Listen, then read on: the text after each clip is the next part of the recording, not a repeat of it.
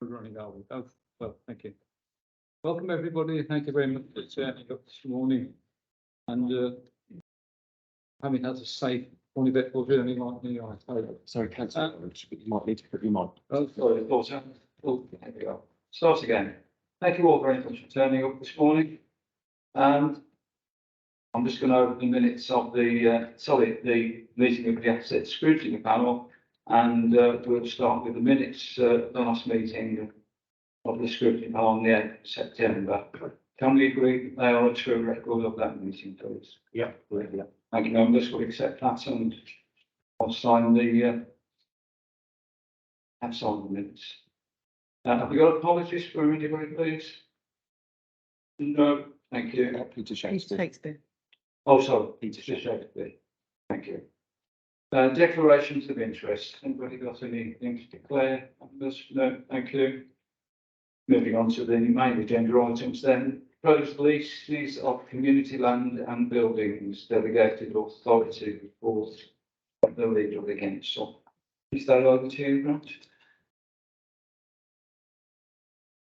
Yeah, that one is. There's an item that's missing off the agenda here, I've just noticed.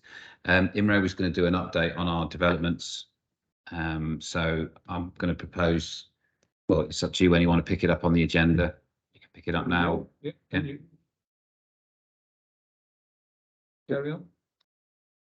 Yeah, I can pick that up. It was just a quick verbal update from myself with a few photographs to share. Just two of the developments that we've got in, which is for Unit 4E and One More Enterprise Park. The two of the large major capital projects that we've got running at the moment. So I do like to pop in periodically just to give you an update with how they're progressing. And pushing the button, hoping that it's going to pop up on the screens. This is preparing on my laptop, so it'll be up there in 2 seconds.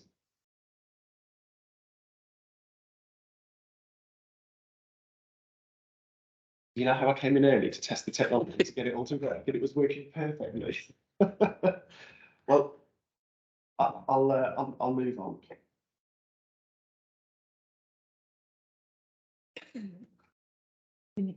Maybe I'll take that out. Maybe try and plug it in again. I think it's actually in my laptop. That's crashed. Anybody else got it? Can we share somebody else's? Do you know what? I can memorise it. I can give you a first one update. Okay, so for Unit 4E, so this is repairing the fire damaged unit that we've got over at Four Ashes. It's a programme of work that's been under development now for quite some time, and we've got a tenant in there at the moment under licence called Ibstock Telling. They are due to move out in March, so they've had a slight extension, which has helped them for their new premise that they're moving into. They originally wanted to move out at Christmas, their new premises wasn't ready. So actually having them staying an extra few months has helped with a little bit of extra income for ourselves, but it's also given them that opportunity to prepare ready for their new move. It also coincides rather nicely with the larger refurbishment works, which we've got running at the same time. We have now received from the main contractor, Kia, a full REBA Stage 4 cost plan and detailed design specification, and that includes 3 quotes for every element of work, and we've used the SCAPE framework to procure those services. What we've been able to achieve there is quite a significant reduction on the original price for that job. It was originally coming in at 4.1 million about 9 months ago. In the summer, we got it down to 3.3 million, and at the moment, the bill is coming at just under £3 million. So quite a significant reduction there in the costs. Not something that you usually hear of during construction jobs, but the primary reason for that is because we started off pricing for Rolls-Royce, and actually we've ended up with actually what we actually need for that unit, what's actually required. Importantly as well though, the payment for this is down to the insurance approval, and we've got a specialist loss adjuster working on this from Woodgate and Clark. We are doing our due diligence currently on that full specification alongside the loss adjuster, and we've got a meeting with them all and the whole project team this afternoon, where we're going to do a thorough run through of all of that detail. I expect and anticipate there to be some continued challenge from the loss adjuster, but I think it's a good story for us to be able to show that we've significantly reduced the cost of that job. Hopefully though, that will lead us into a position where we'll be able to award the contract to Kia, and we'll be able to progress with construction in April this year. That's currently programmed to take us through to this time next year, to January next year on the construction programme line. So things are progressing with that job. The key piece of work at the moment is getting the loss adjuster then to agree the cost of this, so that we can continue with the programme of work. And then we've got the job as well then of trying to secure a new tenant for the premises with the existing tenant now moving out in line with the construction programme. We've used our commercial development team to create a marketing pack, and we've gone out on social media and used our existing contacts to see if there's any interest out there. And we have had interest from 3 parties so far, and we're following up on those leads currently. So we've demonstrated there's interest there and generated that ourselves without needing to go out and use an agent. So we will save ourselves the agent fees if we're able to turn one of these leads into an active agreement to lease. I did see the adverts on Facebook last night. Yeah, good stuff. Yeah. So that's Unit 4A in a nutshell. Does anybody have any queries or questions on? Just one quickly, if I could. I understand the pressure to negotiate the repayment down. What happens if once we award it and then there's unforeseen costs start to come in and it starts to creep up again? Is there a contingency for that, or is whatever the insurance pays? It's a really good question because it's our exposure to risk, of course. So how are we risk managing that? And there's a few ways in which we're doing it. But first of all, the contract that we're awarding is based on the design and build contract. So when it comes to the cost of construction, the main contractor picks up the risk. So if they find that the cost of steel goes up, then it's their risk, so they're exposed to that. As you would expect with all construction contracts, they hold a contingency budget their side, which they for any unforeseens for themselves, they hold £75,000 worth of risk contingency. But it's also one of the reasons why over the last few months they've gone out and obtained 3 quotes from the market for all elements of the work. So they actually pass that risk on to the subcontractors doing that work, because those subcontractors are quoted and will honour those prices for the period of time that the construction works.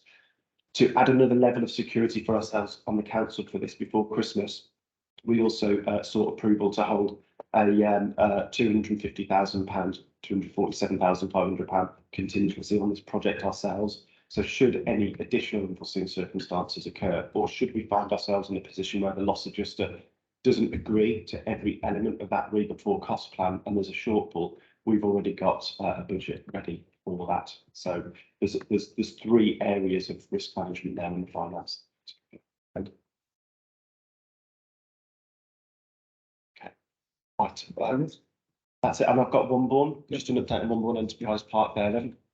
Okay, so this is a live construction project where we're building a new Lidl superstore, 2 car garages and 4 retail units. The project has experienced 6 months delay, unfortunately. That can be put down to Quantum, who are the main contractors working on the project. They've had an awful lot of poor mismanagement, unfortunately.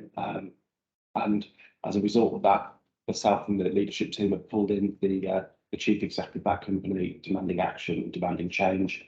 And as a result of that, the project team that were driving this project have now been changed twice throughout the lifetime, throughout the last 6 months, because we've been that upset with their inability to deliver the project on time for us. That, of course, exposes us to financial risk, because for Lidl, they were expecting to have handover of this site, and it's now 6 months late. So we're having to do an awful lot of work with Lidl to make sure that it's programmed in for their handover period of time. Within the contract, due to these delays, we've got built in a process called late delay damages. There's a fine that we can imply on them for every week they're running late, and our contract administrators, Pick Everard, who are working on this, will be working to finalise that cost with them when we get to the end of this first phase of handover. This first phase of handover is where the 2 new car garages are built, and then we've got to get those 2 car garages out of their current location, because we need to demolish that building to develop the site and move them into their new building. That new building is now in February, be ready for them to move into. The snagging items will be concluded. There was a big delay around a fire hydrant which needed to be installed. It was missed out, unfortunately, by Quantum. They built these units, car garages were ready to move, but couldn't get building control sign off because there was no fire hydrant. And that's not the kind of thing that you can just easily put in the ground. It requires work with Severn Trent, who have to also close the road to be able to connect the pipe work. So that's taken months. That is one of the key reasons for the delay. I'm pleased to say that we've got that fire hydrant in place. Severn Trent have signed it off. Building control lined up to give us the practical completion certificate at the end of this month. 2 car garages have booked in to close their businesses for next month to decamp out of their current place and into their new garages, because as you can imagine, they are desperate to move themselves. So we are just finalising the leases with them to move in, which is good news. And then that's going to enable us to demolish that building. We will then have a final programme of Quantum, because then we'll have some exact dates for when we can hand over to Middle, but it's looking like September, October this year when we'll be able to do that. And that has been communicated to Middle so that they're prepared for it, because I think they said they've got something like 22 stores opening this year. So they've got to go in and organise their fit out crews that have got to go in and get the shelves in there and do everything that's needed to do to get that store open and into. What was the original date that Lidl were hoping to move into these premises? March, So there's a delay of how long? around a six-month delay at the moment. That's as They're comfortable with that, all then. well, they would have preferred to have stuck to the original Is it date. going to cost us any extra money, penalties? No, so it's a really good question, actually. So we are not exposed to financial damages from Lidl until 8 weeks before practical completion date. So 2 months before. So when 2 months before we have practical completion, we have to give them that date, and then that line was drawn in the sand. We have to deliver that, and for every day we're late, we are exposed to serious fines. So we're a long way away from that. But we do have an agreement to lease in place now for Lidl to take the site, but there's no late delay damages for us. We have a long stop date of 2025, so we're well within that. So we're not exposed currently. But what, of course, we are exposed to is the loss of rent for that 6-month period that would have been programmed in, and that will form the basis of the rationale for the late delay damages when we go back to Quantum, that loss of rent. Yeah. Okay, members, anybody? Let me make this comment. Having been involved in retail myself many years ago and involved in store, I'm sure that Lidl will be, a pretty slick outfit, and once they get in there, they'll get on with it. Indeed, They're that's pretty totally slick. So it's, I don't know any boys on that score. What I've seen of them and what I've been through myself. It's good news, thank you. Do we know which, going back to the garages, the 2 garages, do we know which companies are taking the sites over? Yes, we do, absolutely. Yeah, so we built 2 new garages to retain 2 of the existing tenants that were on the Enterprise Park, because they when we first did this project, we basically asked the question, who wants to stay, who wants to go, and most people wanted to go, but these 2 garages wanted to stay, so we built them 2 new units. That's for Womborne Service, also known as Womborne Ford, and AJD Motors. We also had a 3rd garage called DDM Motors, but we were able to relocate them into one of the existing units on site. So the 3 car garages stand. Yeah. Thank you. One Ford are very long standing then, aren't they? They are, yeah. The cars up there, they're very long. Okay, so Can we now move on to the next agenda item? Thank you very much, by the way. Community land and buildings, delegated closing reports. Oh, it's me, son. Thank you, Chairman. Yes, so what we're looking for today, and this has been to informal cabinet before Christmas, is authority to be delegated down to officers around certain functions. In an ideal world, the private session agenda item would probably come with this because they're almost in conjunction with each other. There's a little bit of background. Many of you in your parish roles will know that as a district council, we own quite a lot of land and buildings, and we sublet a number of those onto yourselves as parish councils. Most of those tend to be used for community facilities and community groups. And in effect, what we've done in the past is they're on long leases on peppercorn rents, quite often just for £1 a year. And a number of those, we've got a number of those coming up for renewal over the next period. So that the private agenda item is one of those lease renewals.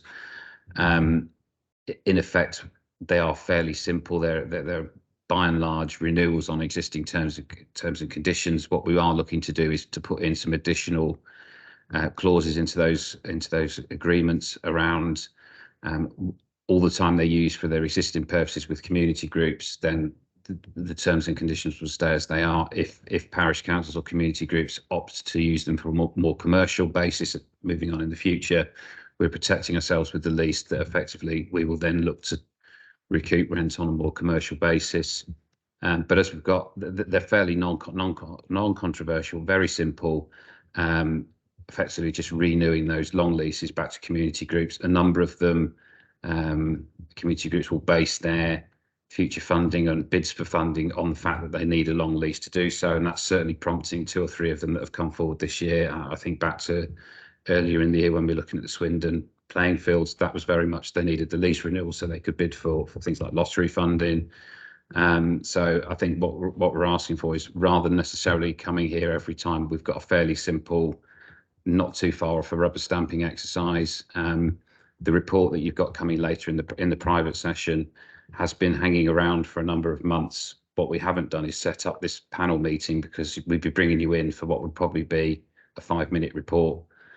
So what we've tried to do is wait till we've got enough business to put it onto the agenda. We've still got time to get it in before the lease needs renewing.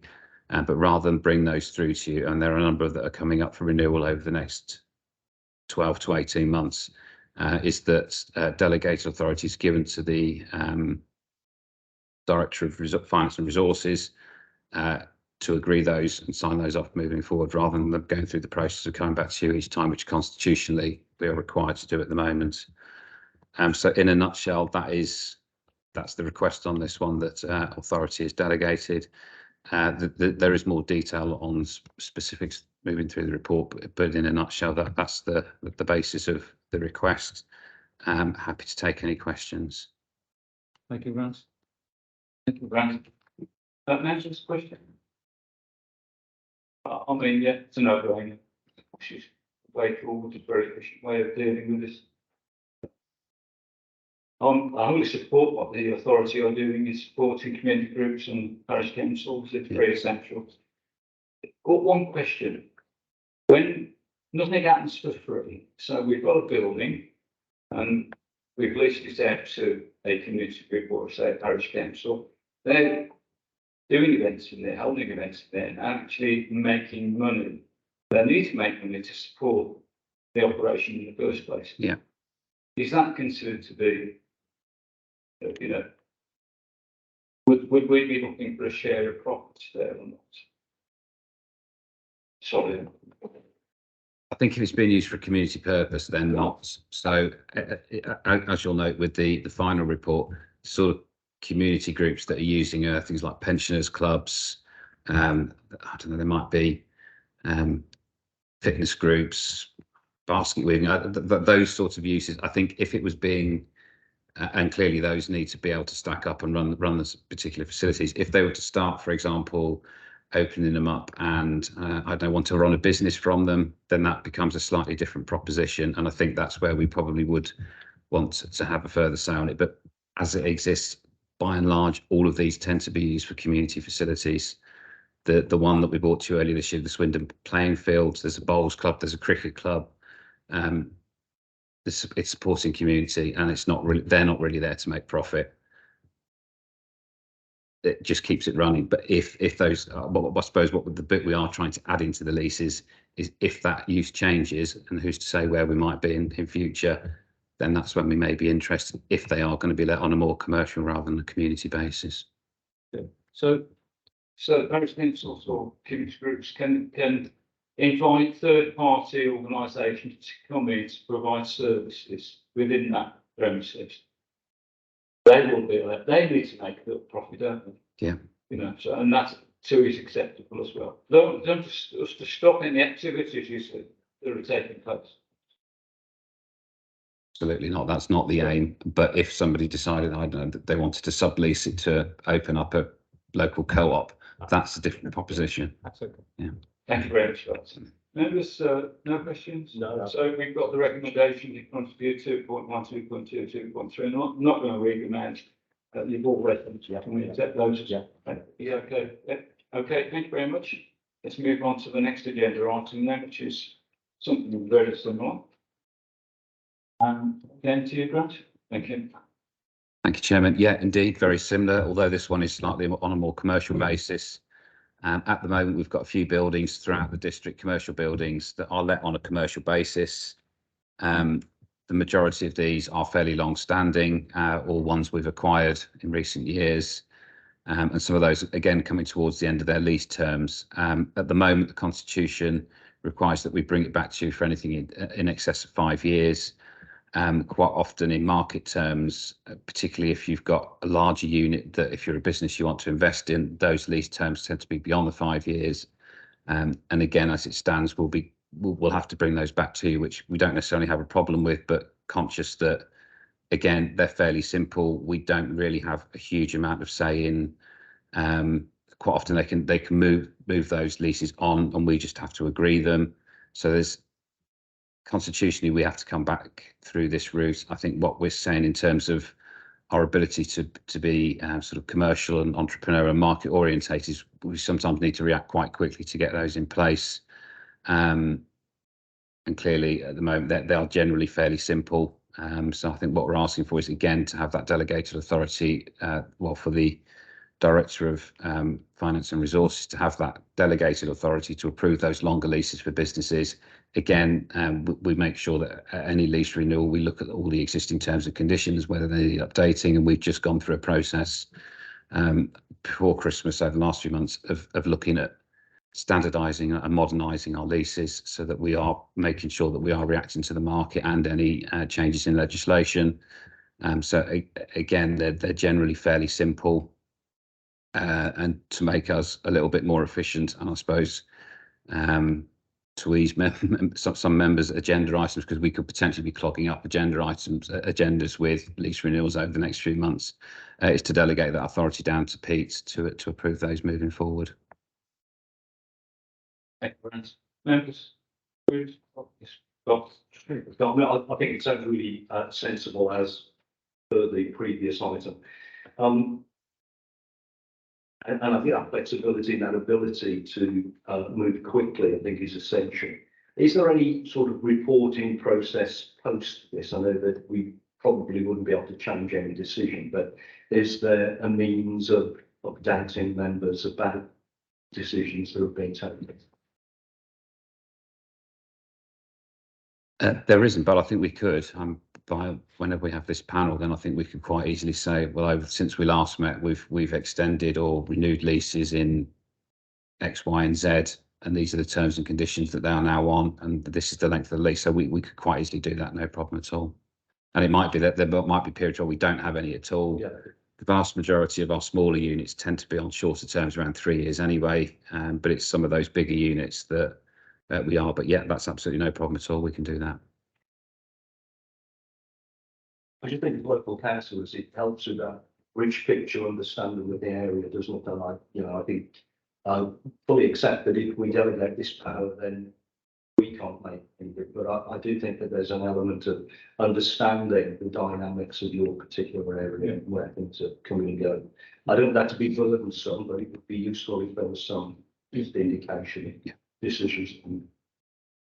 yeah, well, while you asked the question, I thought that's well not to report. Yeah. That's all that we need to go over the thoughts. Are you happy with that? Yeah. That's okay.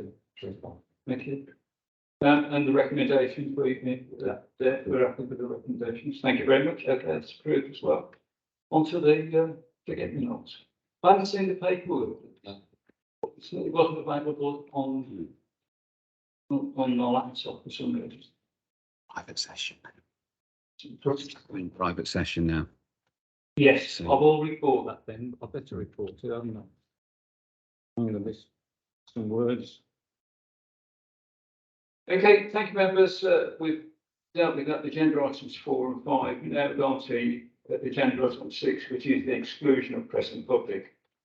The resolve that the press and public are excluded from the meeting during the consideration of following items on the grounds that they are likely to involve the disclosure of exempt information as defined in paragraph 3 of part 1 subject law 12 brackets A end brackets to the Local Government Act 1972. Agenda item 7, the proposed lease of land. We're getting the actual. Over to you, Grant. Thank you.